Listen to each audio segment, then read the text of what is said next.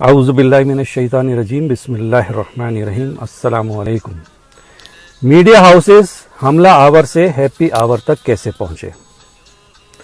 آپ کو یاد ہوگا کہ بیشتر پرنٹ اور الیکٹرانک میڈیا الطاف حسین بھائی اور مہاجروں کے خلاف منافقت اور عصبیت پر مبنی جھوٹا پروپیگنڈا کرتا رہا، اور جب ایم کیو ایم نے اور عوام نے اپنا جمہوری، قانونی اور آئینی حق استعمال کرتے ہوئے ان کا بائیکاٹ کیا اور احتجاج کیا تو یہ کہنے لگے کہ یہ آزادی صحافت پر حملہ ہے۔ اب جنگ اور جیو کے دفتر پر حملہ ہوا تو یہ تمام میڈیا ہاؤسز یہ کہہ رہے ہیں کہ احتجاج کرنا سب کا جمہوری حق ہے۔ یہ میڈیا جو کہ اشتہارات کے لیے چپ بیٹھا ہوا ہے، مگر صحافت کی تاریخ میں یہ اشتہاری ہی کہلائے گا۔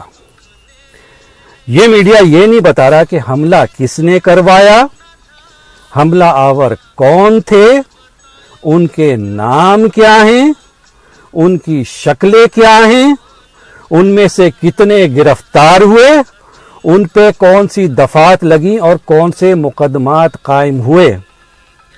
یہ اس حملہ آور کے ساتھ یہ میڈیا ہیپی آور منا رہا ہے۔